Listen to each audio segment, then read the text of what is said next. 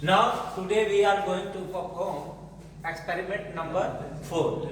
Object is to determine the rate of drying of given sample at different surface area. ठीक है, different surface area पे हम rate of drying find out करेंगे.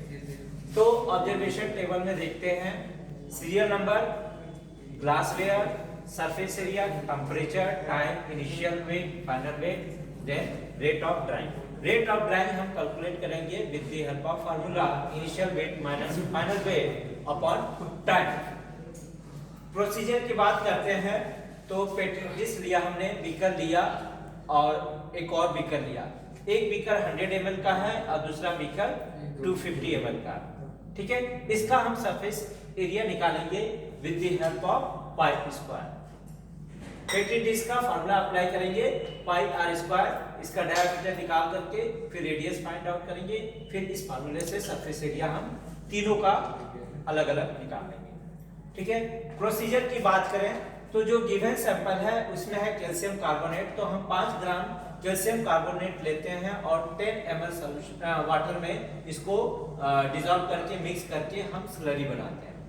ठीक है, slurry बनाने के बाद जो है हम वेट बैलेंस पे इसका इनिशियल वेट ले लेते हैं. ठीक है, फिर इसको हम 10 मिनट के लिए हीट करते हैं at given temperature 60 degree Celsius. फिर हम इसको वे करते हैं जो हमारा की फाइनल वेट होता है. तो इस तरह से हम इनिशियल वेट और फाइनल वेट दोनों फाइंड आउट कर लेते हैं.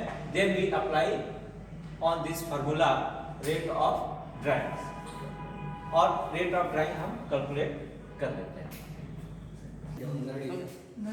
तो सबसे पहले हम लोग रेट ऑफ ड्राइंग निकालने के लिए सबसे पहले इनिशियल वेट और फाइनल वेट को टाइम से डिवाइड कर देंगे तो रेट ऑफ ड्राइंग निकल आएगा. उसके लिए सबसे पहले स्लरी बनानी होगी. स्लरी बनाने के लिए हम लोग 5 ग्राम CaCO3 लेंगे एंड उसके बाद 10 ml वाटर में डिजोल्व कर देंगे. उसके बाद स्लरी बनने के बाद हम पहले इनिशियल वेट उसका कैलकुलेट कर लेंगे.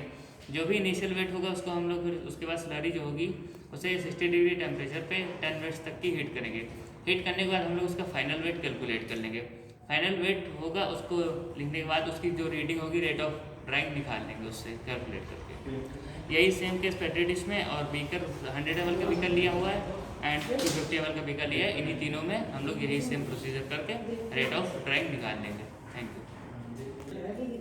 जैसे कि आप देख सकते हैं कि पेट्री डिश का सरफेस एरिया 78.8 सेंटीमीटर स्क्वायर है. इसका सबसे ज़्यादा सरफेस एरिया है तो इसका रेट ऑफ ड्राइंग सबसे ज़्यादा होगा. ऐसे ही इसका सरफेस एरिया 38.68 सेंटीमीटर स्क्वायर है तो इसका रेट ऑफ ड्राइंग कम होगा.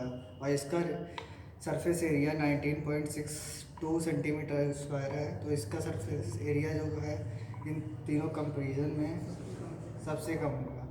तो इसका रेट ऑफ ड्राइंग सबसे कम होगा. Thank you.